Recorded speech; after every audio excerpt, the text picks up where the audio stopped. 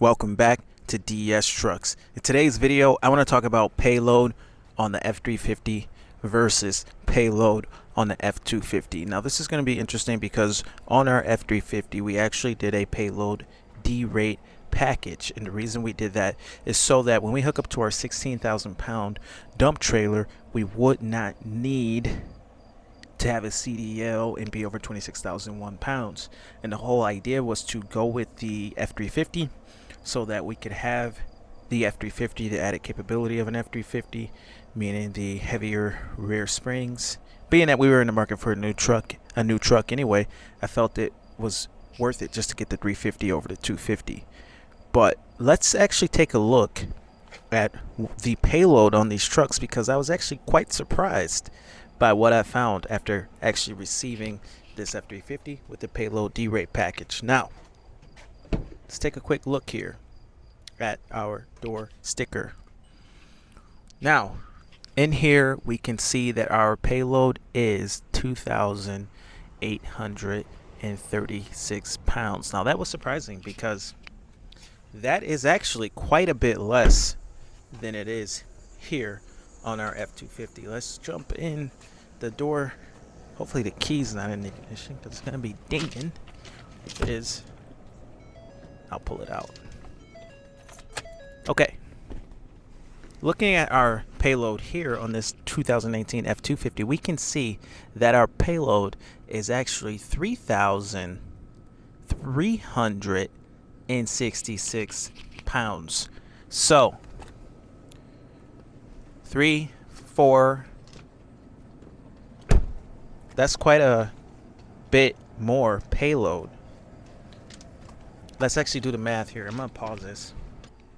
That is actually 500 pounds less payload out of this 350 with the D-rate package compared to the F250.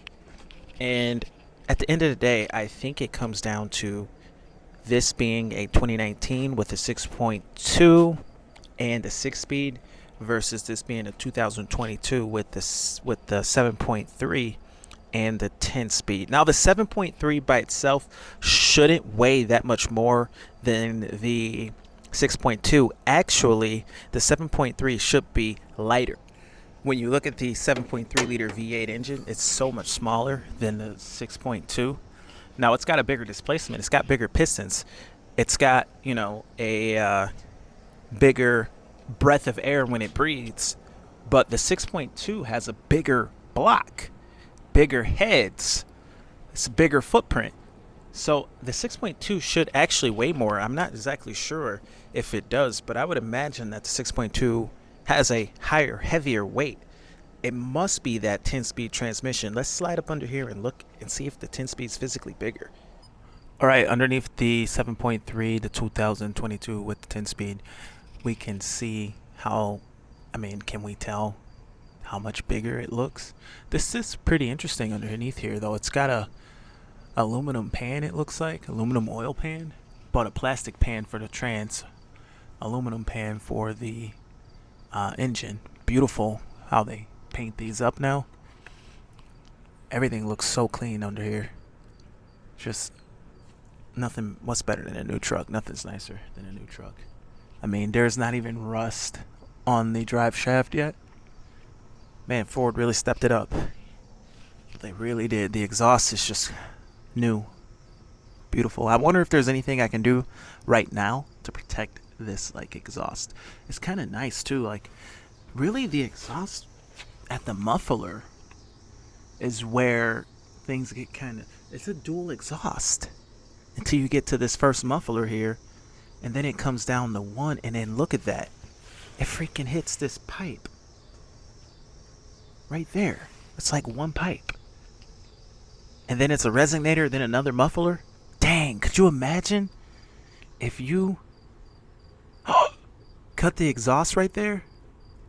Freaking did a dual? Oh my goodness. What a beast that would be. But anyway, yeah, I'm thinking it's this trans. It comes out to here. Let's go ahead and take a peek under the F250. All right, looking underneath the 250, the transmission is a bit shorter.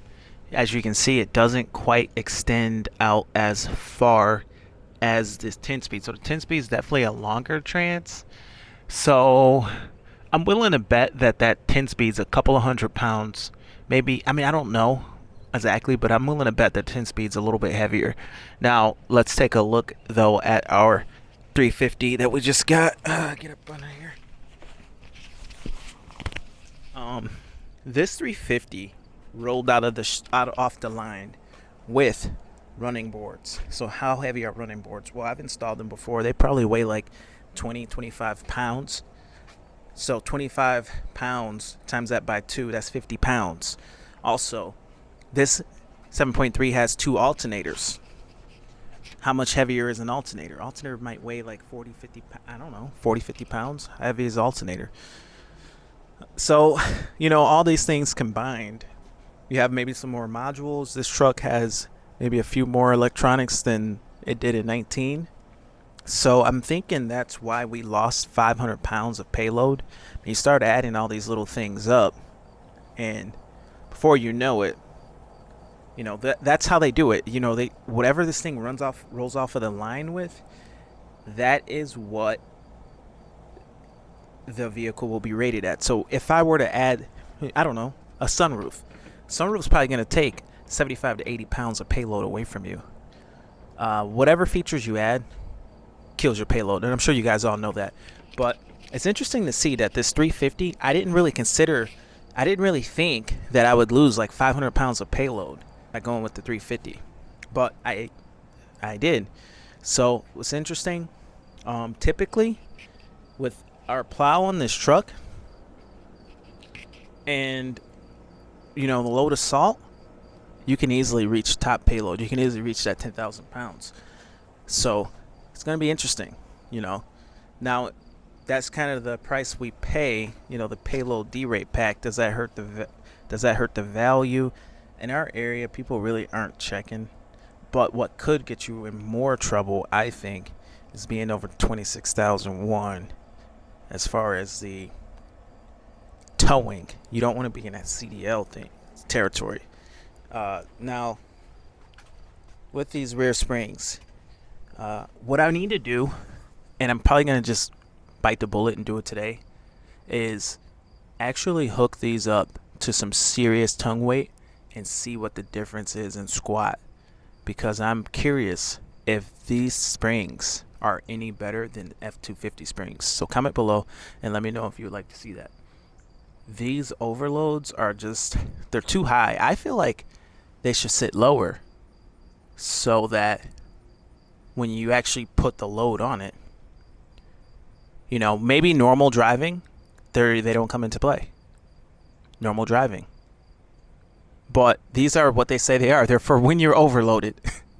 So if you were to put the maximum amount of weight, I wish they would come in before you're looking at the sky as far as squatting.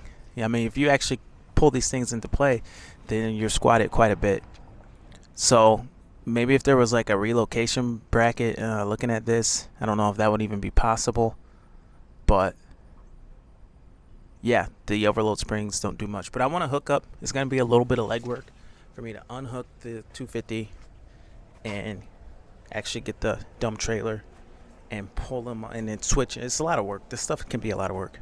Seeing how these springs do. Let me know if you'd be interested in seeing the 250 springs versus the 350 springs. I think, dare I say it, the 250 rides rougher maybe than the 350. Look how much thicker the 250 springs are, but fewer. Fewer springs, but thicker. Just put my finger there. Look how thick that is. Than this one on the bottom. Much thicker springs on the 250, but no overload springs.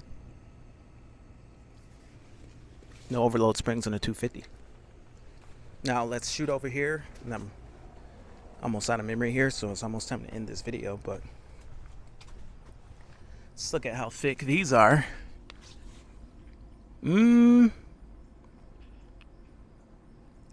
Ever so slightly thinner. Ever so slightly. More of them. I can see there's a piece of poly here in between. This bottom one just as thick. Then these overload spring brackets. It'd be cool if there was just a whole nother bracket. Like if some company would make another bracket to just be lower, then it would come into contact sooner. Like when I hook up to, if I hook up to 1,000 pounds of tongue, I want these to come on with 1,000 pounds on the tongue. That's what I'm thinking. 1,000 pounds on the tongue right now, these aren't even touching, but the truck's squatting. But anyway, this is DS Trucks. My name is Sean. See you guys in the next video. Over and out.